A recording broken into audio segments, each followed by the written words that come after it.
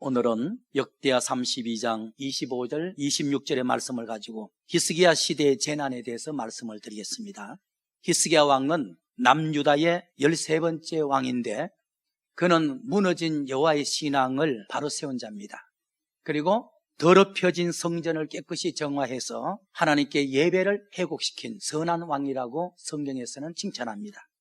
역대하 29장 1절의 말씀을 보겠습니다. 성경에서는 히스기야 왕을 어떻게 표현하는지 한번 추적해 봅니다. 히스기야가 왕의 자리에 나갈 때 나이가 25세라. 히스기야는 25세라는 젊은 시절에 왕이 된 사람입니다.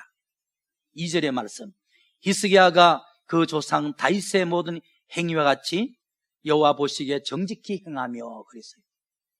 젊은 시절에 왕의 자리에 등극했지만은 그의 삶을 보면 다윗과 같이 하나님의 뜻을 따라서 믿음으로 살았더라. 3절의 말씀 보니까 선조들이 무너뜨린 하나님의 성전을 깨끗이 정화하고 수리하고 성전문을 열고 하나님께 예배를 드린 사람이에요. 대단한 사람이죠. 선조 왕들은 여호와 신앙을 무너뜨렸다고, 성전 예배를 닫았다고, 성전을 더럽혔다 그랬단 말이죠.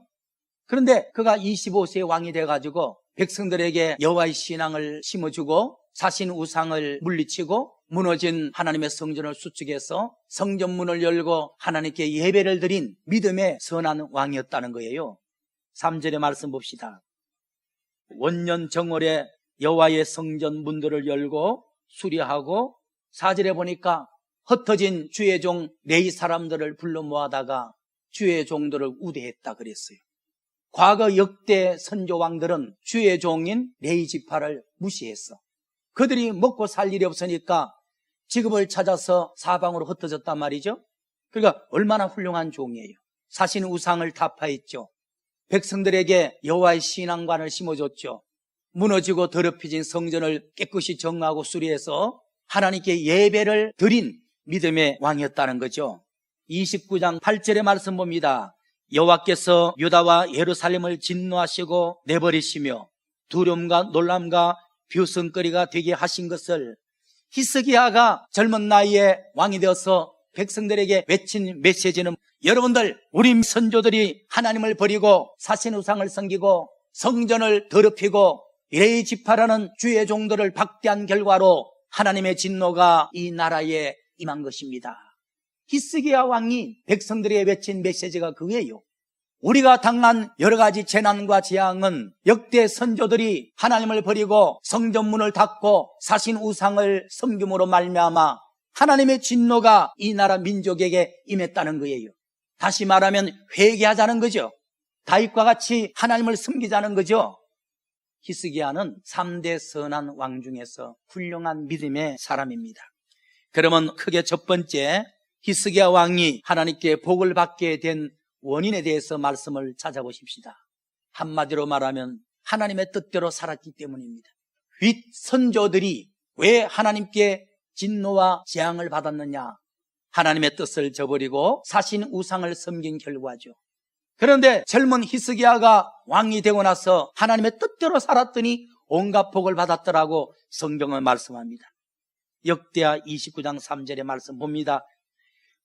원년 정월에 여호와의 성전 문들을 열고 무너진 부분들을 수리하고, 또 4절에는 레위 사람이라는 주의 종들을 우대했더라 그랬어요. 주의 종들을 무시한 결과로 먹고 살기 위해서 동서사방으로 흩어졌는데 그들을 예루살렘으로 다 모아서 내가 모든 생활비를 책임질 테니까 하나님의 성전에서 하나님만 예배하라고 주의 종들을 우대했다는 거죠. 4절의 말씀 보니까 레위 사람들을 불러 모아가지고 말했어요. 그리고 역대하 29장 29절의 말씀을 보겠습니다. 하나님께 제사 드리기를 마침에 왕과 그 함께 있는 자가 다 엎드려 하나님께 경배하니라 그랬어요.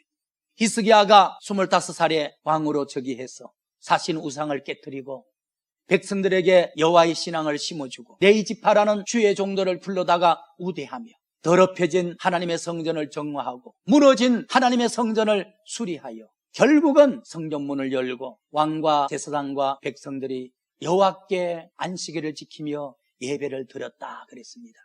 최고의 신앙이죠. 이러므로 히스기야 시대에 큰 하나님의 복이 임했던 것입니다. 그 결과는 뭐죠? 하나님이 히스기야에게 만복을 줬죠. 역대하 30장 20절입니다. 여호와께서 히스기야 왕의 기도를 들으시고 백성의 문제를 고쳐주시니라. 보세요. 그가 하나님의 뜻대로 사니 왕이 백성들이 당한 질병과 기근과 가난과 어려움을 호소하니 여호와께서 하나님의 뜻대로 사는 히스기야 왕의 기도를 들으시사 백성들의 문제를 해결해 주셨다 그랬어요.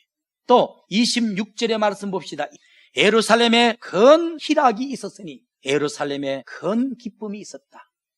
히스기야의 선조 왕들은 여호와를 버리고 성전문을 닫고 주의 종들을 무시하며 바알과 아세라라는 사신 우상을 도입하다가 나라와 민족에게 온갖 저주와 진노와 재앙이 임하게 된 겁니다.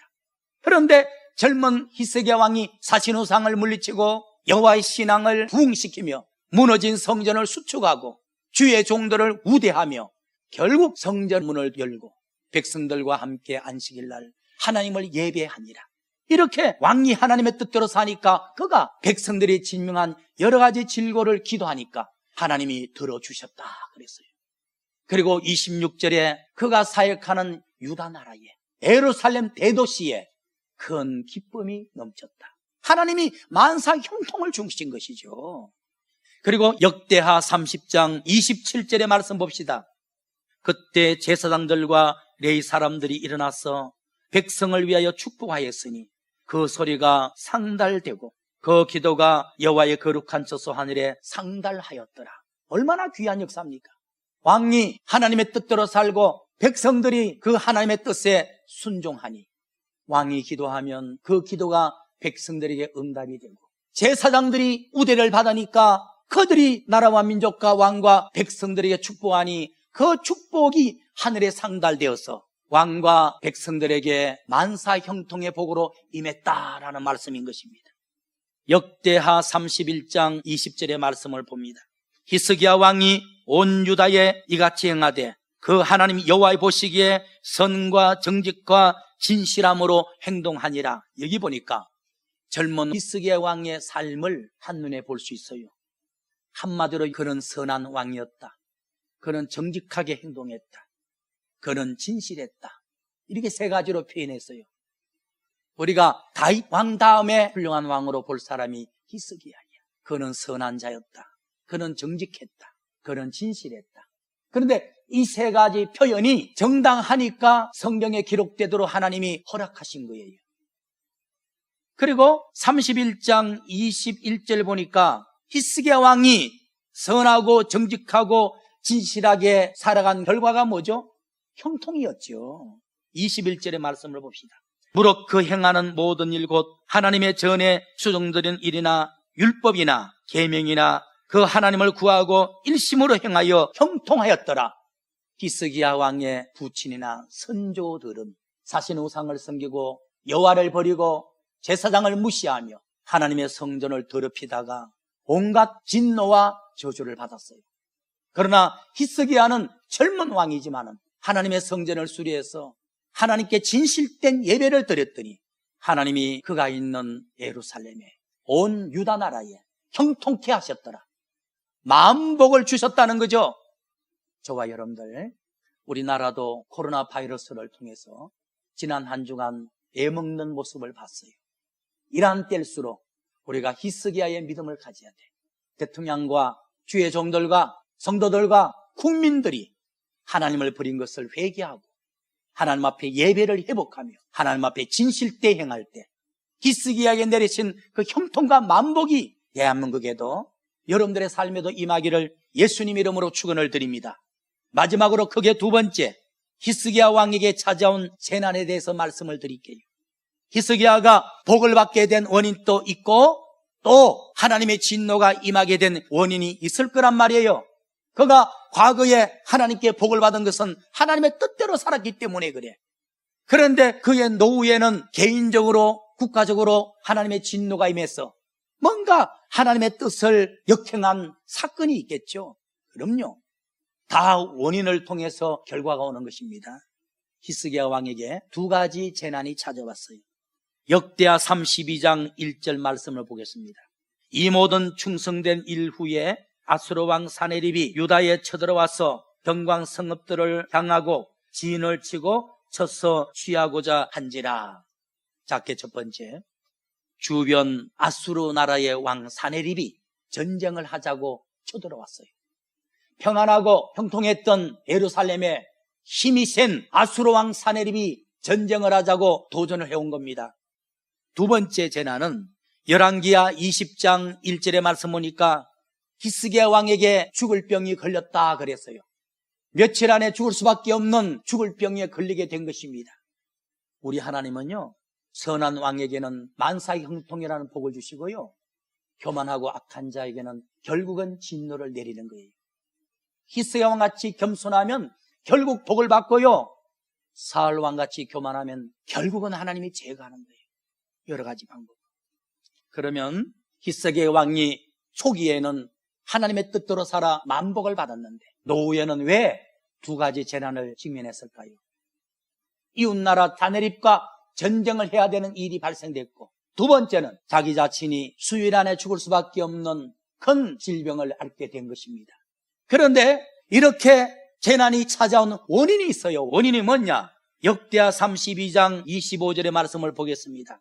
히스기야의 마음이 교만하여 그간 하나님께 받은 은혜를 보답하지 아니하므로 하나님의 진노가 본인에게 죽어야 하는 질병이 찾아왔고, 그리고 그가 다스리는 유다 나라에 큰 전쟁이 발발하니라 라고 기록하고 있습니다.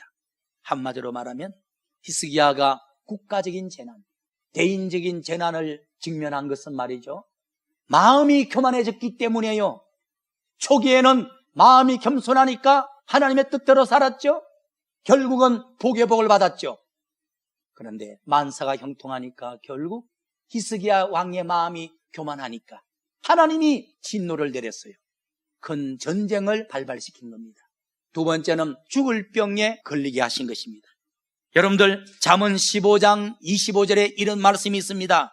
하나님은 교만한 자의 집을 허신다 그랬어요.